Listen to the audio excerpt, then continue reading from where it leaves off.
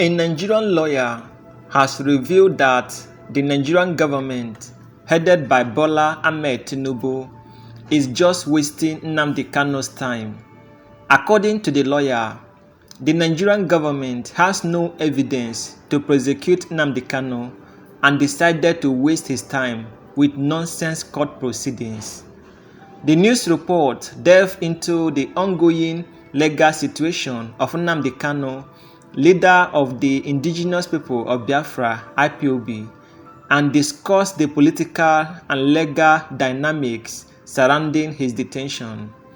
The lawyer featured in the video explains that the Nigerian government appears to be stalling Nnamdi Kanu's case despite Justice Binta Nyako stepping down from the proceedings, which raises concerns about fairness and the rule of law. Several key issues are highlighted, including questions about whether the charges against Nnamdi Kanu are legally valid, the scope of Nigerian jurisdiction over alleged crimes committed outside the country, and the role of the Department of State Services (DSS) in his detention. The lawyer argues that the decision to release Nnamdi Kanu rests solely with the Nigerian President Bola Ahmed Tinubu, who could potentially instruct the Attorney General to drop the charges. This will result in the court dismissing the case against Nnamdi Kanu, but this has not yet happened. The lawyer asserts that the Nigerian government is deliberately wasting Nnamdi Kanu's time. The charges laid against him, according to the lawyer, do not hold any legal weight under Nigerian law, as many of the alleged offenses are not well defined or punishable within the country's legal framework. The Nigerian Constitution, particularly Section 36, guarantees every accused person the right to a fair hearing. This includes allowing both sides of a case to be heard and ensuring that the presiding judge is impartial. If there is any indication of bias, the judge should recuse themselves, which is what Justice Nyako did in Kanu's case, to maintain confidence in the justice system. One of the core arguments in Nnamdi Kanu's defense is that many of the alleged crimes occurred outside Nigeria, primarily in the United Kingdom. The lawyer explains that Nigerian courts may not have the jurisdiction to try Nnamdi Kanu for actions committed outside the country unless specific legal processes are followed, such as transferring jurisdiction from the UK. The charges of treason against Nnamdi Kanu are discussed in detail. Treason is defined as any act or speech aimed at toppling the government through illegal means, such as a military coup or revolution. However, the lawyer notes that such charges must be based on acts committed within Nigeria's border, making it difficult for the government to pursue the case if the actions occurred abroad. Nnamdi Kanu's legal team has repeatedly complained about the DSS interference in his case, including allegations that the DSS intercepts confidential communications between Nnamdi Kanu and his lawyers. This raises concerns about Nnamdi Kanu's ability to prepare an adequate defense, as the law requires that every accused person be afforded the opportunity to consult their legal team in private. Nnamdi Kanu is facing capital offense, which are the most serious charges under Nigerian law. The lawyer emphasizes that the state is obligated to ensure Nnamdi Kanu receives every opportunity to prepare his defense, including access to interpreters and private legal consultations.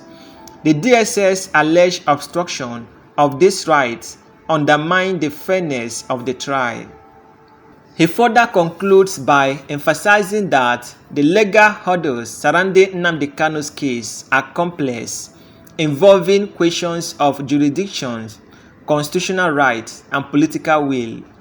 The lawyer advocates for a resolution that upholds the principles of justice, including a fair hearing and adherence to legal standards. The fate of Nnamdi Kanu remains uncertain as his legal battles continue to be drawn out. Political expediency, legal definition, and the Nigerian government response to international scrutiny will play a significant role in determining whether Nnamdi Kanu regains his freedom or not. I will play the video for you guys to watch and see for yourself. Do you see Kanu regaining his freedom anytime soon? It's only President Tinubu that can honestly, in all honesty, give an answer to that question. They can wake up one morning and they see it's political expediency that will release Kanu. They can wake up any morning and tell you that, and tell the Tinubu can wake up any morning and tell the Federal Attorney General, Minister for Justice, to enter no proceedings against Kanu. And he will simply write the judge. If it's not, if the matter is not coming up, he will just appeal to the court to resume sitting, and he will enter no proceedings, and that will be the end of the matter. So, help us, a lot of people who are not exactly versed in the legal terminologies that are employed here. What really is the issue here? Is the judge not doing the job? Because I could hear Kanu there saying that they are cherry picking the charges they are giving him, that they are changing them. Charges that were filed before, they just change it and file it again. That ultimately that they seem to just be wasting his time instead of giving him a fair hearing. First of all, do you think that they are wasting Kanu's time? And was it the right thing for Justice Nyako to step down on the request of Kanu? Yes, I agree that they are wasting Kanu's time, because myself, I've also looked at those charges. I've looked at, you know that the constitution of this country has said that for anybody to be charged for any offense, that offense must be defined in a written law in Nigeria, and the penalty must also be provided in a written law. So if an act which is deemed to constitute, or which is alleged to constitute an offense, is not defined in a written law, then it cannot give rise to an offense, and nobody can charge for it. It must be defined by written law, and the penalty must also be stated in a written law. Now, if you look at all the acts that Kanu was said to have committed, looking also at the forum competence, that is, the court where Kanu is charged, it will be very clear to you that all these charges, legal minds know that none of them can ground any conviction in any court of law in this country. So I agree that they are wasting Kanu's time. Then, if you, in respect of the judge recusing himself, if you look at the constitution of this country, section 36, which under the 1979 constitution was section 33, and under the Order in Council Constitution of 1960, it was section 22. The same thing with the Republican Constitution of 1963. It was also section 22. It says very clearly that in the determination of the civil rights and obligations of any individual, that's civil rights, section 36, subsection 1. But if you look at section 36, subsection 2, it also tells you about the criminal rights of any person. In any event, what is important is that section 36 deals on fair hearing. Section 36 of the Constitution. And when you come to fair hearing, it has two limbs. The two limbs are, one, the first of the two limbs is audio alteram pater, and the second, which means let the other side be heard. So you don't hear just one side and you give decision, judgment. No, you must hear both sides. That's what the first maxim refers to, audio alteram pater. Then the second is nemo judex in propria causa sua, that one cannot be a judge in his own cause. The implication is that if the presiding officer has any link, either friendship or blood relationship with the accused person or the complainant or any person that has anything to do with that case, that presiding officer will not handle the matter. By presiding officer, I'm talking about judge or magistrate or even customary court member. The person ought not to. Fairness does not allow the person to adjudicate over that matter. Now, under this, you can talk about likelihood, real likelihood of bias. You can also talk about bias implicita. It is bias when the person has started the matter already and the person has done certain things that shows very clearly that he is biased. Then likelihood of bias, real likelihood of bias is if there are some other things that has taken place or that may not have taken place but make somebody believe that this judge is likely going to be biased. And that suspicion must be real. It must have some certain things that will show that there is no doubt this person will preside over this matter without being compromised. So in such a matter, in such a case, that judge or presiding officer ought to recuse himself. Recuse, of course, means that somebody who is presiding over something should refuse to preside over it. That is, you've been given something to handle. You say, no, I don't want to handle it. You have recused yourself from such an act, especially. It's usually used mostly in judicial circles. When a presiding officer is demanded not to continue with the matter. So, and I honestly think that what Justice Binta Nyako did was the best any reasonable presiding officer should have done in such a circumstance. Because, look at the reason. The reason is simple. Justice is built upon confidence. And the moment that confidence is not there, that there will be justice served at the end of the day, then there won't be any point for that adjudication to continue. Because if at the end of the day, the presiding officer does exactly what the law has said that he should do, but there's no confidence that what he did was what the law said he should do, then there's no justice. Because, like I did say, it is a universal principle that justice is built upon confidence. So when the confidence is lacking, then proceedings should not continue. All right, and a few other things that Kanu raised in the video we watched. He's saying that for the alleged crimes that he committed in the UK, that Nigerian courts can't try him on them, except, of course, the courts in the UK give them some kind of, that you know how you yes. put that the Nigerian courts don't have jurisdiction to do it, except that transfer of jurisdiction was done from the UK. So how do you help us dissect this? Because that's one of the strongest points he made. Before we get to the issues he raised about how the DSS intercepts information from his lawyers and interdicts documents and all that. First of all, respond to the issue of that issue of jurisdiction. The charges against Kanu, the crime allegedly were not committed in Nigeria. That's where the problem is. So his stand is that the Nigerian courts don't have jurisdiction to try him. So is he right in making that assertion? If you again come to justice, you will see that there are, for any matter to come to court, that matter must be justiciable. By justiciability, I am making allusion to the provisions of Section 6, of subsection 6 of the Constitution of this country, 1999. When, for a matter to come to court, the person bringing the matter, okay, first let me say that there are twin pillars of justiciability. Just like you have twin pillars of fair hearing, you also have twin pillars of justiciability. The first is that the person bringing the matter must have the locus standi. Most people are just shortening it by saying locus.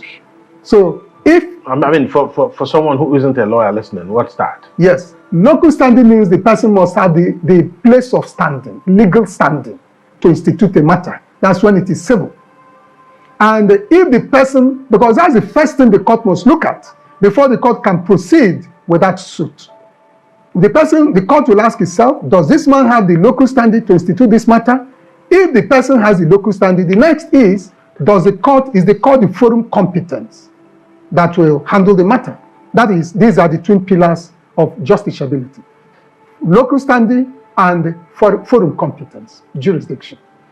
That's in civil. And now if you come to criminal, like I did tell you, the provisions of section 36, I think it's 10, 11, or 12, subsection 10 or 11 or 12, where the Constitution said that nothing can be regarded as no act can be regarded as a crime unless that act is defined in a written law as a crime and the punishment spelled out.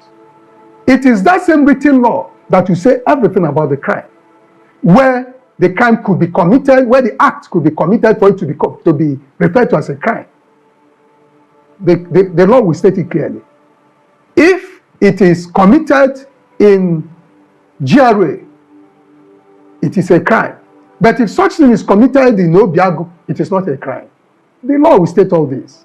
But most times the law will tell you if it's committed in any part of this country or if it's committed in the state, if it's a state law. But for the federal law, the Criminal Code Act, or the Penal Code Act, they always tell you the north or the south. So if for what you are dealing with, treason is simply, it could be committed by word of mouth, it could also be committed by an act of anybody. What is important in treason, to make it very clear to the layman listening, is that treason must be an act or something rendered in speech which is geared towards toppling the federal government or doing anything that will bring the ship of state that is, do anything that will change the government of this country extra legally, outside the law, either by a revolution or by military push, that's a military coup, or any such thing.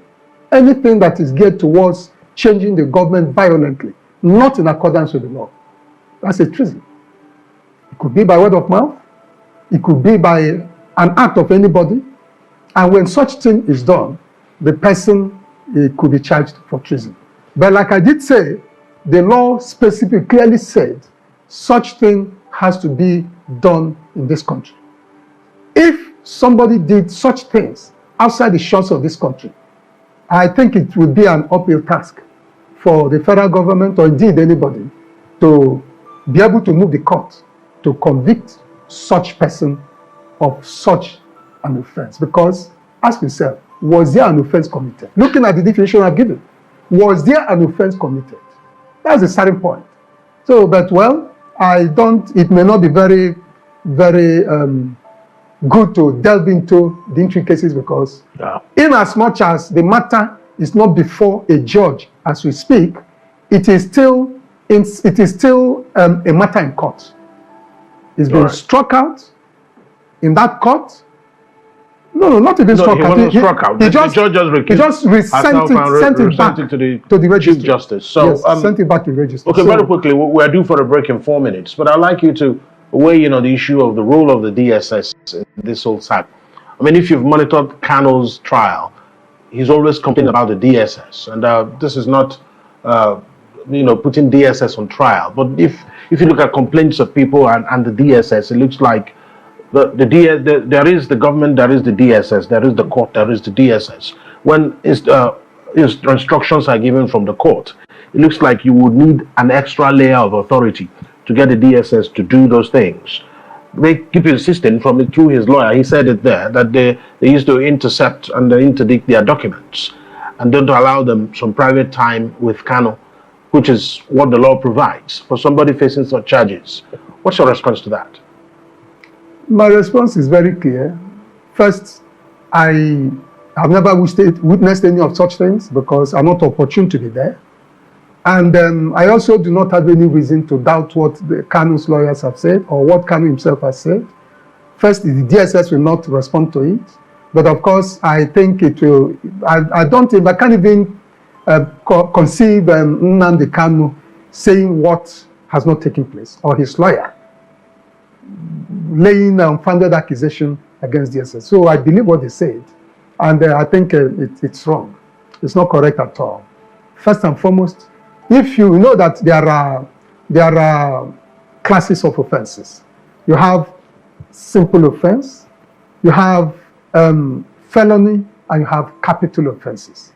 What Kanu is facing is a capital offense. It's not a misdemeanor. It's not just a felony. It is a capital offense. That's the highest offense anybody can be said to have committed. Since it is such an offense, the state is duty bound to afford him every opportunity. These are things that the Constitution listed down under Section 36. You must give the person every opportunity. You must afford him. That's the word. Afford him every opportunity to prepare his case. If he needs an interpreter, you provide. It is not possible for the person to be said to have prepared his case if he cannot sit in a place that is conducive with his lawyer, where they will be afforded some form of quietness, without any disturbance and without any interference. They have to be there, discuss very frankly. Nnamdi Kanu will speak to his lawyer very frankly and very honestly.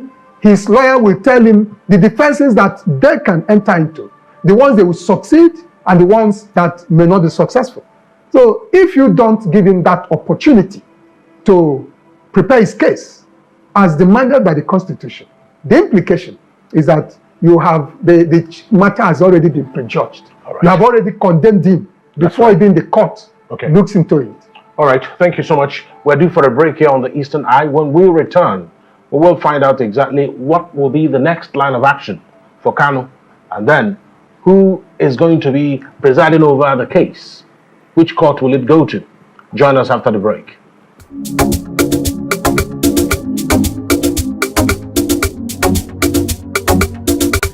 You're welcome back to the Eastern Eye here on Afia TV.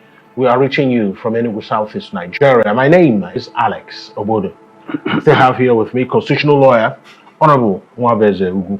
Thank you so much for joining me tonight on the Eastern Eye. So, what's next now for Kanu's trial? Now that Justice Bintayako has recused herself and sent the case file to the CJ. So, who do you think picks it next? And do you think that wherever it wants to go, that there will be a lineup of judges who are willing to accept that case? I must be frank with you that it's one of those cases that most judges will not want to touch, even with a 10-meter spoon. Now, it is that of where it goes is the exclusive preserve of the Chief Judge of the Federal High Court, and it's either the Chief Judge does it himself or he allows the administrative judge to do it. The administrative judge is the person next in rank in Abuja, at the Abuja Judicial Division of the Federal High Court. So that's what certainly is going to play out. But you see, ordinarily, when a matter is being assigned to a judge, you don't go to the person assigning the matter does not need to discuss with the judge whether he will take it or not, because no judge is allowed to pick and choose which matter he will handle. The Chief Judge, or if he allows the administrative judge, will simply assign it to any judge he thinks should handle it. And that judge will go ahead with the matter, unless he has a compelling reason not to do so, for which he will get back to the Chief Judge or the administrative judge, whoever did the assignment, and tell him, look at why I wouldn't be a correct person to do so. And the only reason by my judgment that the Chief Judge or the administrative judge may want to look at is if the second of the twin pillars of natural justice, that is, nemo judas in propria causa sua, whether it could come into play in such a matter. Either the judge has any relationship with the accused person, or the judge has, if there's any form of relationship, that's what should be listened to. Because in such a state, it is we're all human beings. It's difficult for such a person to dispense even-handed justice without fear and without favor. Now, how long does Kanu need to wait to get justice in this whole trial experience he's having? It's now going to move from one judge to the other. So how long does he need to wait to know how this will end? And will it ever end? Or will it continue as a bouncing ball? There are two reasons that make it very clear that this matter will never end until and unless the president wants it to end. Two reasons. One is that the charges against him are unsustainable. It is doubtful whether any court of law in this country can convict Kanu of any of those counts. It is very doubtful. And then, because of that, all the state is doing is just to continue to keep Kanu in detention. So that, because you can't talk of releasing him unless the matter is concluded and judgment given. Because they already know what the judgment is likely going to be, they just decided to continue to keep him in detention. Each time they will change the charge. Each time they will change the charge. 5 years have gone by and the trial has not commenced. Even before Justice Bitanyanku, before even assuming she didn't recuse herself yesterday, judgment hasn't taken off. Trial had not taken off. Now, if trial takes off, you will now know that there will still be a lot of time that will be taken before proceedings are concluded, before you begin to talk about judgment. So now the thing is going to another judge. Of course, it's going to commence de novo. It's going to start afresh, although even before Nyaku, nothing had taken place. That is because all they want is to keep him perpetually in detention, because there's nothing against him. So how will keeping him perpetually in detention continue to affect the Southeast?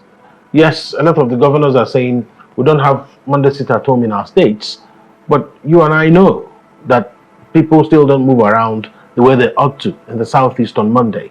Do you think that Kanu regaining his freedom will solve all this problem? And how will he regain his freedom if his case isn't being handled by anyone as to speak? To start with, it is very doubtful whether even when Kanu regains his freedom, whether the Southeast is going to totally come back. That is, normal life will totally come back in the Southeast on Mondays.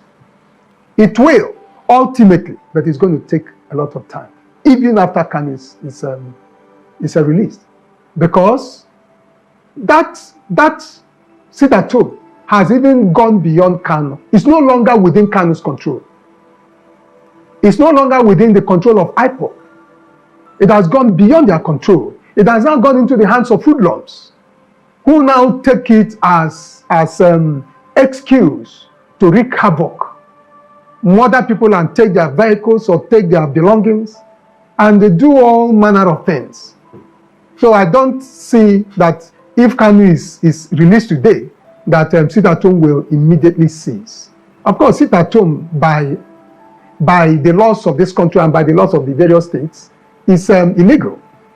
So, but what is important is for life to return to normalcy. If life does not return to normalcy, then it will be exceedingly difficult for you to simply dismiss it with a wave of the hand. Of course, I agree that sit at home destroys the economy of the Southeast, destroys the finances or the individual finances of the Southeasterners, people that live in the Southeast, and is generally not good for anybody. So any person that means well for the Igbo nation should do everything within his power and within his ability to ensure and to see to it that sit at home is consigned to the trash can of history.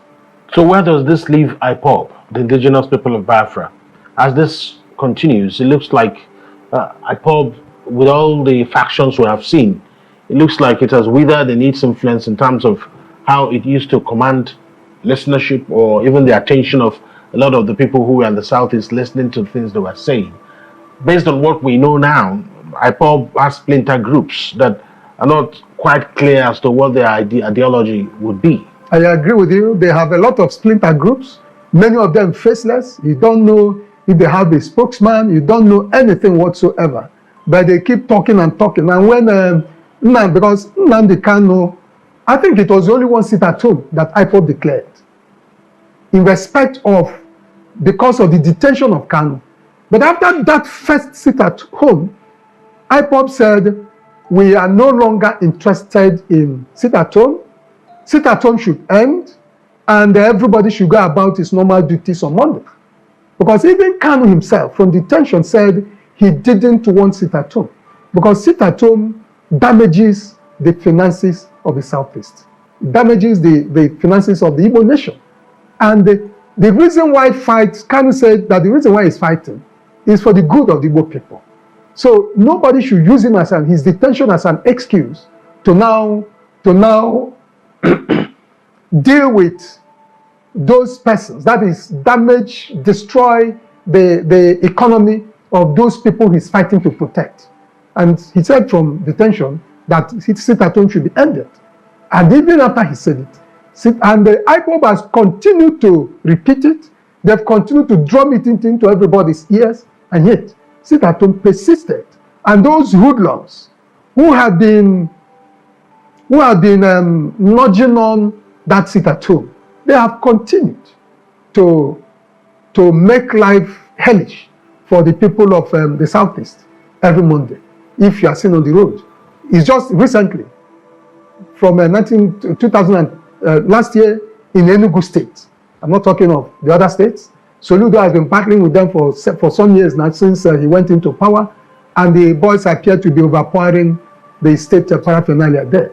But since last year, we seem to have had a bit of quietude in Enugu State, because the governor of the state, Peter Mba, put his feet on the ground, and not just did he say it, he also matched his words with action by equipping the police more, and the police have stepped up surveillance and monitoring, especially on Mondays, to ensure that nobody is disturbed if you are going about your normal business.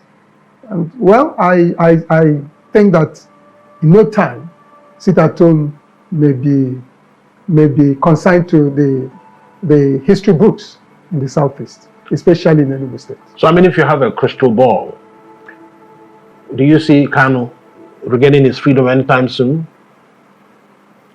It's only President Tinubu that can honestly, in all honesty, give an answer to that question. They can wake up one morning and they see it's political expediency that will release Kanu. They can wake up any morning and tell you that, and tell the Tinubu can wake up any morning and tell the Federal Attorney General, Minister for Justice, to enter no proceedings against Kanu. And he will simply write the judge. If it's not, if the matter is not coming up, he will just appeal to the court to resume sitting, and he will enter no proceedings, and that will be the end of the matter. This news report exploits the ongoing legal saga of Nnamdi Kanu, the leader of the indigenous people of Biafra, IPOB, and discusses the implications of his trial, the role of the Nigerian government, and legal controversies surrounding his detention.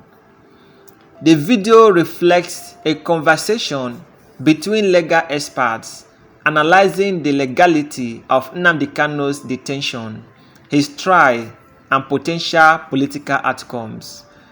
The lawyer highlights a fundamental legal principle for an individual to be charged with a crime.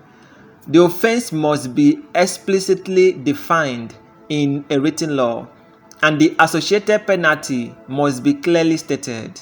The lawyer believes that the charges against Nnamdi Kanu are legally questionable because many of the alleged acts do not meet the standard under Nigerian law.